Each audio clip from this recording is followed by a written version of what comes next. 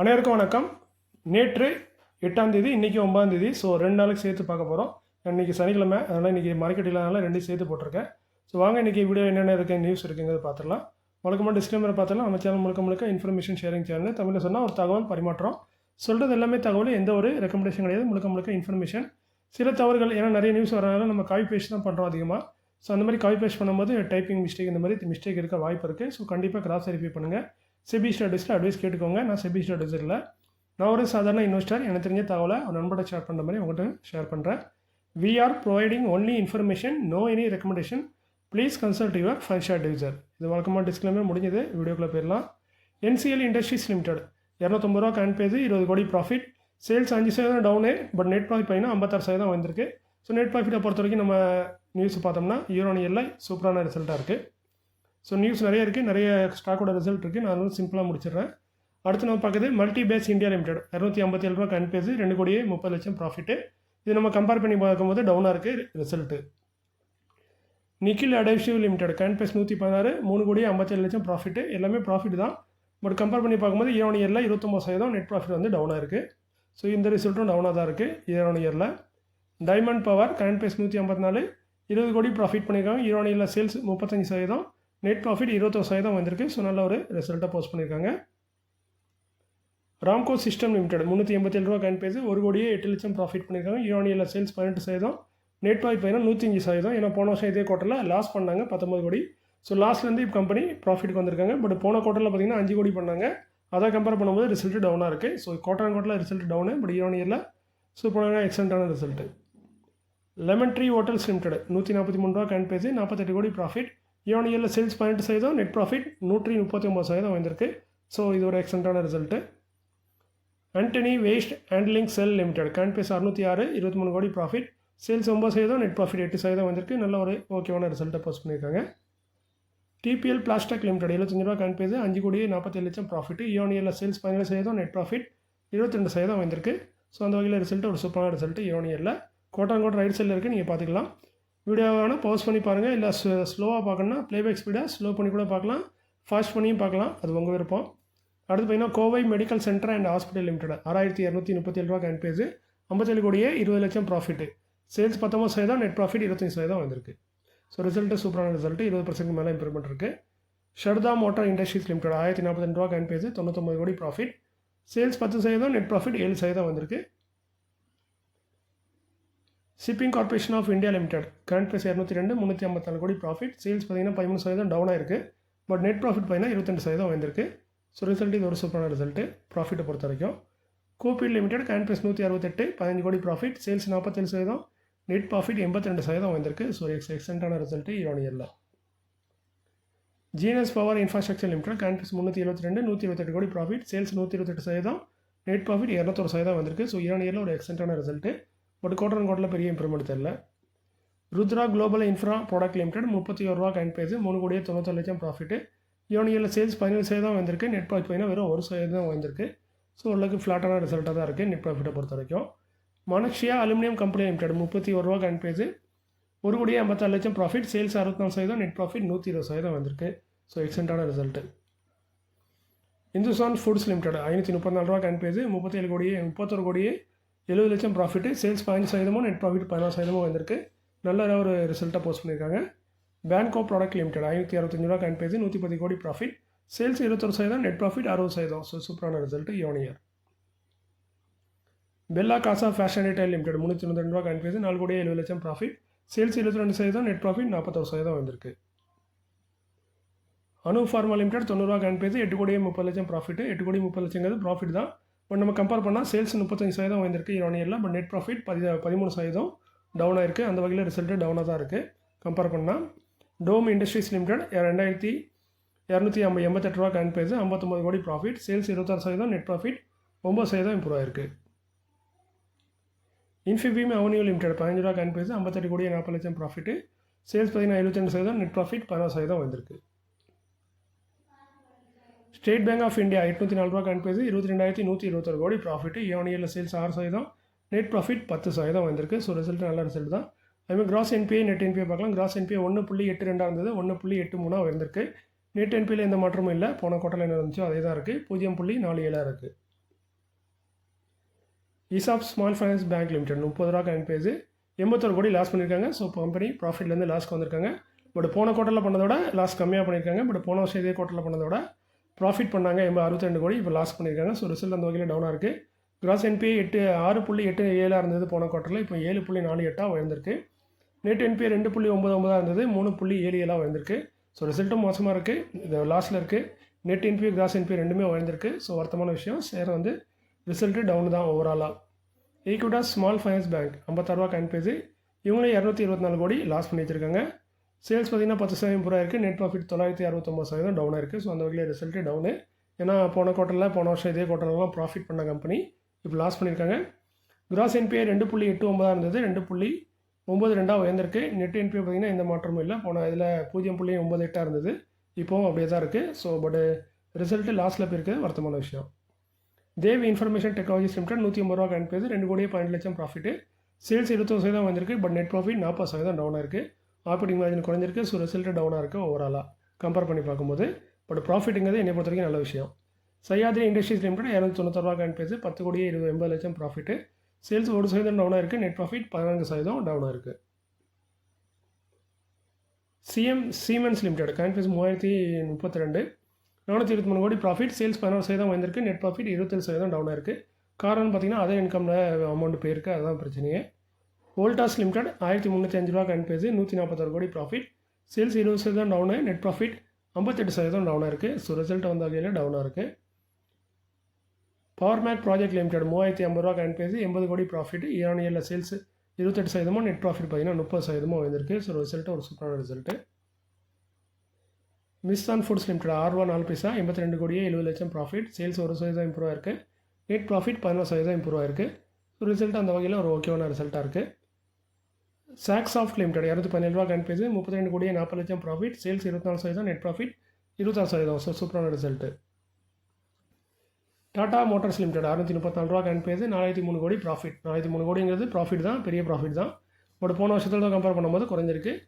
Net profit பார்த்தீங்கன்னா 62% டவுனாக இருக்குது.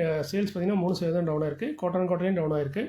ஸோ ரிசல்ட் அந்த வகையில் டவுனாக இருக்குது. இது கம்பேர் பண்ணி மட்டும் பார்க்கும்போது. அடுத்து பார்த்தீங்கன்னா Garden Reach Ship Builders and Engineering Limited 2518 ரூபா current page, 120 crore profit. Sales 30% improve ஆயிருக்கு. நெட் ப்ராஃபிட் 38% இம்ப்ரூவ் ஆயிருக்கு. ஸோ ரிசல்ட் அந்த வகையில் இயரில் சூப்பரான ரிசல்ட்டு. பட் குவார்ட்டரில் பார்த்தீங்கன்னா 50% வீழ்ச்சி அடைஞ்சிருக்கு. நெட் ப்ராஃபிட் 244 கோடி பண்ணாங்க, இப்போ வேறு 120 கோடி. ஸோ அந்த வகையில் ரிசல்ட் டவுனாக இருக்குது. நம்ம ஒரு அந்த ஸ்டாக்கை பற்றி கேட்டிருந்தாரு. பெருசாக நம்ம எந்த ஒரு ஸ்டாக்கை பற்றியுமே பர்டிகுலராக பெருசாக எதுவும் சொல்கிறதில்ல. அவர் கேட்டதுக்காக சொல்கிறேன். ஸ்டாக் பார்த்தீங்கன்னா நல்லா ஸ்டாக்கு, ஃபண்டமெண்டலாம் சூப்பராக அந்த மாதிரி தான் இருக்குது. ஏன்னா ஸ்டாக்கோட பி வந்து ரொம்ப ஓவர் வேல்யூ 50 இருக்குது. ஸ்டாக்கோட ப்ரைஸும் ரொம்ப ஓவர் வேல்யூ, புக் வேல்யூக்கெலாம் 2 மடங்கு 3 மடங்கு இருக்குது. ஸோ அந்த வகையில் ஸ்டாக்கே இப்போதைக்கு ரொம்ப ஓவர் வேல்யூவான ஸ்டாக்காக தெரியுது. இதை நான் வந்து சின்ன கருத்தாக தான் சொல்கிறேன், எந்த ஒரு ரெக்கமெண்டேஷன் கிடையாது. அடுத்து பார்த்தீங்கன்னா மணப்புரம் ஃபைனான்ஸ் லிமிடெட் 258 ரூபா கரண்ட் பேஜ், 132 கோடி ப்ராஃபிட். இயர்ல சேல்ஸ் 9%, நெட் ப்ராஃபிட் 76% டவுனாக இருக்குது. ஸோ அந்த வகையில் ரிசல்ட்டு டவுனாக இருக்குது. டிவிடெண்டாக பார்த்தீங்கன்னா ஒரு ஷேருக்கு பார்த்தீங்கன்னா 50 பைசா தராங்க. டிவிடெண்ட் பார்த்தீங்கன்னா ஒரு 4% குறைவாக வருது.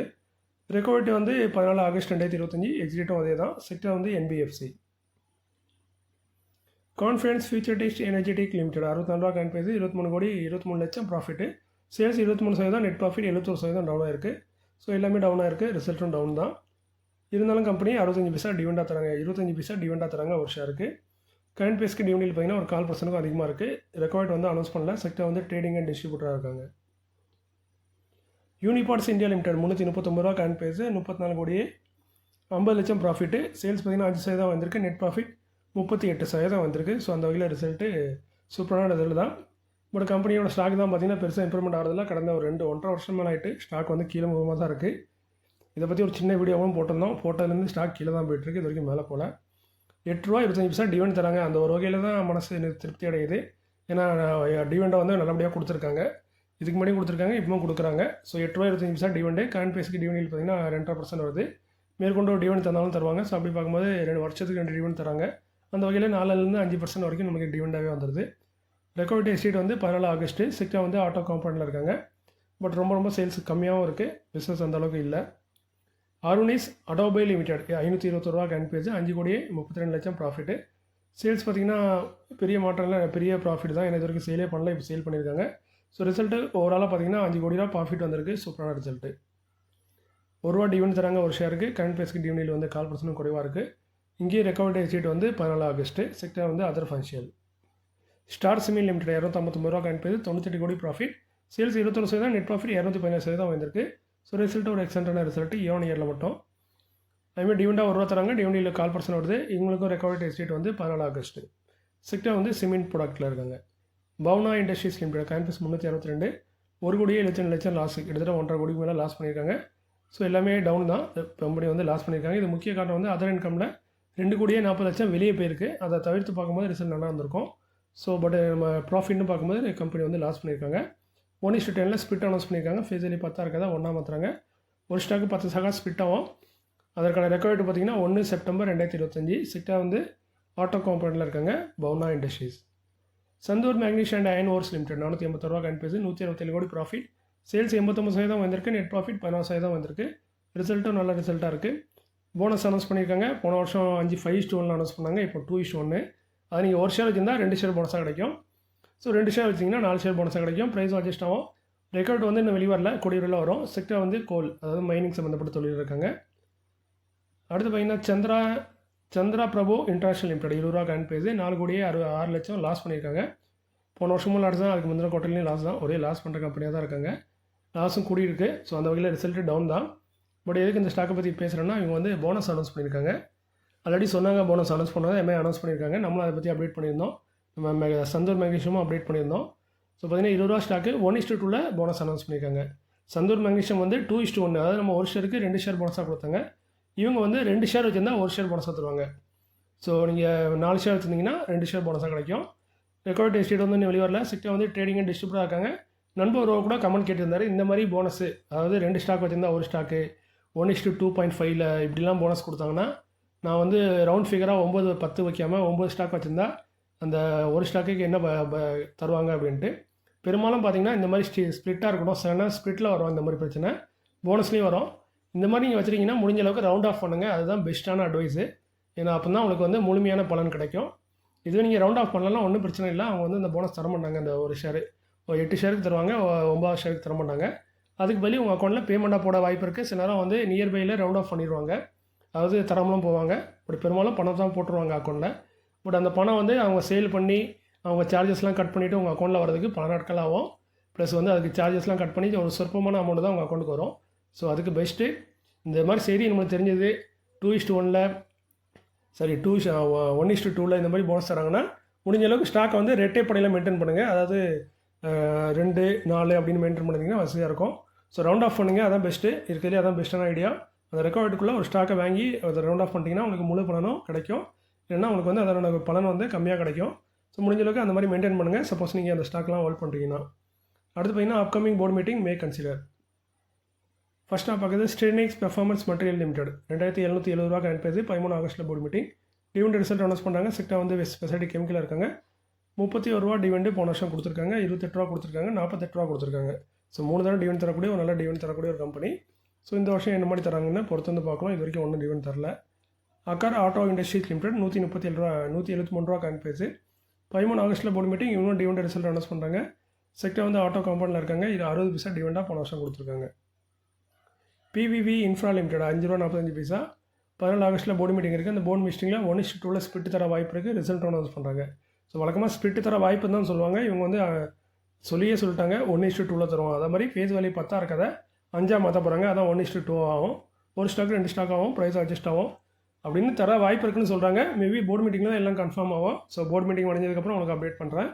செக்டர் வந்து சிவில் கன்ஸ்ட்ரக்ஷனில் இருக்காங்க. அதேமாதிரி பார்த்தீங்கன்னா நிறைய நியூஸ் பார்த்தீங்கன்னா சில நியூஸ்லாம் ரொம்ப பழைய நியூஸ் இருக்கும். இந்த இப்போ ரீசெண்டாக இப்போ நேற்று போட்ட வீடியோ, இந்த வீடியோக்கு முந்தின வீடியோ, அதில் வந்து இந்துஸ்தான் பெட்ரோலியமோட ரிசல்ட் போட்டிருப்பேன். எந்த டிவிடெண்டும் அனௌன்ஸ் பண்ணலங்கிற மாதிரி சொல்லியிருப்பேன். அது நண்பர் 2 பேர் கமெண்ட் பண்ணியிருந்தாங்க, இது மாதிரி அவங்க டிவிடெண்ட் அனௌன்ஸ் பண்ணியிருக்காங்க 10 ரூபா 50 பைசா டிவிடெண்டாக தராங்கன்னு. பட் இது வந்து ரொம்ப ரொம்ப பழைய நியூஸ்.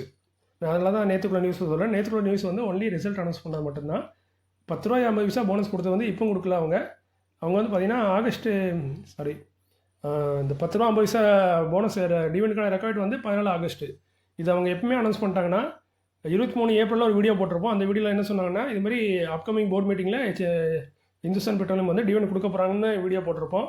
அதுமாதிரி 6ஆம் தேதி டிவிடெண்ட் அனௌன்ஸ் பண்ணாங்க. அந்த டிவிடெண்ட் அனௌன்ஸ் பண்ண அன்றைக்குமே அந்த வீடியோவில் போட்டிருந்தோம் 10 ரூபா 50 பைசா டிவிடெண்ட் தராங்க. ரெக்கார்ட் வந்து 14 ஆகஸ்ட்டுன்னு. ஸோ அந்த வீடியோ நீங்கள் பார்த்துருந்தீங்கன்னா உங்களுக்கு தெரிஞ்சிருக்கும். இந்த டிவிடெண்ட் ஆல்ரெடி அனௌன்ஸ் பண்ணது, கிட்டத்தட்ட மேல் அனௌன்ஸ் பண்ணது. இப்போ பார்த்தீங்கன்னா ஆகஸ்ட் ஆகிட்டு. நேற்று வந்து அவங்களுக்கு ரிசல்ட் வந்துச்சு, நான் அதனால் ரிசல்ட்டை மட்டும் சொன்னேன், டிவிடெண்ட் எதுவும் தரலங்கிறத சொன்னேன். ஸோ நீங்கள் வீடியோ ரெகுலராக பார்த்தீங்கன்னா இந்த மாதிரி நியூஸ்லாம் சில நியூஸ்லாம் பார்த்தீங்கன்னா பழைய நியூஸாக இருக்கும். பட் என்னன்னா அது புதுசாக திரும்ப ஒரு தடவை நியூஸில் வரும், லைவ் நெட்டில் வரும்பாங்கள்ல, அந்த மாதிரி வரும். ஏன்னா ரெக்கார்ட் வந்திருக்கு, ரிசல்ட் வந்திருக்குன்னொடனே அவங்க மென்ஷன் பண்ணுவாங்க, நாங்கள் இதுக்கு முன்னாடி ஒரு 10 ரூபா 50 பைசா டிவிடெண்ட் கொடுத்துருக்கோன்னு. ஸோ அதனால் நீங்கள் நேற்று பார்த்துருப்பீங்க. மற்றபடி இந்த நியூஸ்லாம் ரொம்ப பழைய நியூஸு. ஸோ நம்ம சேனலில் ரெகுலராக பார்க்கணுங்க அதை பற்றி தெரியும். நம்ம அந்த நியூஸ் வந்த ஸ்பாட்லேயே வீடியோ போட்டுருவேன்.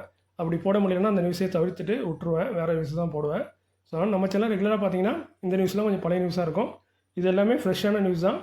ஒரு கம்பெனியில் வந்து 3 டைமில் ஒரு நியூஸ் வரும். எப்படின்னு பார்த்தீங்கன்னா, நான் அப்கமிங் போர்டு மீட்டிங், அதாவது நாங்கள் வர போர்டு மீட்டிங்கில் ஏதாவது அனௌன்ஸ் பண்ண வாய்ப்பு இருக்குன்னு அவங்க சொல்லுவாங்க. அதை பற்றி நம்ம வீடியோ போடுவோம். திரும்ப அந்த போர்டு மீட்டிங்கில் அவங்க அனௌன்ஸ் பண்ணுவாங்க, இப்போ டிவிடெண்டோ போனஸோ ஏதோ அனௌன்ஸ் பண்ணாங்க. சில நேரம் ரெக்கார்டாக அனௌன்ஸ் பண்ணுவாங்க, சில நேரம் அனௌன்ஸ் பண்ண மாட்டாங்க. அந்த மாதிரி டைமில் திரும்ப ஒரு நாள் போர்டு மீட்டிங்கில் வந்து ரெக்கார்டை மட்டும் அனௌன்ஸ் பண்ணுவாங்க. ஸோ இப்படி 3 நியூஸாக வரும். ஒன்று அனௌன்ஸ் பண்ணதுக்கு முன்னாடி, அனௌன்ஸ் பண்ண அன்றைக்கி, அதுதான் ரெக்கார்ட் டேட்டு. இந்த டேட்டு 3மே அனௌன்ஸ் பண்ணும்போது ஒரு டிவிடெண்டோ போனஸோ ஸ்பிட்டோ 3 தடவை வரும். ஸோ அந்த 3 தடவை அந்த நியூஸ் வந்து உங்களுக்கு வந்துகிட்டே இருக்கும், நீங்கள் எந்த நியூஸ் பார்த்தாலுமே. ஸோ அதனால தான் இந்த மாதிரி வர்றது. ஸோ நம்ம வீடியோவில் இது ஆல்ரெடி போட்ட வீடியோங்கிறது உங்களுக்கு சின்ன குறிப்பாக மென்ஷன் பண்ணிடுறேன். ஸோ அடுத்து நம்ம வீடியோக்குள்ளே போயிடலாம். ஆரிஸ் இன்ஃப்ரா சொல்யூஷன் லிமிடெட் 145 ரூபா கேன் ப்ரைஸ், இவங்களுக்கு 40 கோடிக்கு ஆர்டர் கிடச்சிருக்கு. கொடுத்தது AVS housing and construction LLP. ஸ்ப்ரைக்கிங் லிமிடெட் 4 ரூபா 94 பைசா, 50 லட்சத்துக்கான ஆர்டர் கிடச்சிருக்கு. கொடுத்தது யாருங்கிறத மென்ஷன் பண்ணல. அடுத்து பார்த்தீங்கன்னா focus lighting and fixture limited 99 ரூபா கேன் ப்ரைஸ், 3 கோடிக்கு ஆர்டர். கொடுத்தது Disha retail fixture limited. Mamata machinery limited 460 ரூபா கேன் ப்ரைஸ், 8 கோடி 50 லட்சத்துக்கான ஆர்டர். கொடுத்தது யாருங்கிறத கம்பெனி மென்ஷன் பண்ணல, ஆனால் international company. Quality power electrical equipment limited 770 ரூபா கேன் ப்ரைஸ், 34 கோடி 75 லட்சத்துக்கான ஆர்டர். கொடுத்தது அபுதாபி டிரான்ஸ்மிஷன் கம்பெனி UAE, இது ஒரு இன்டர்நேஷனல் ஆர்டர்.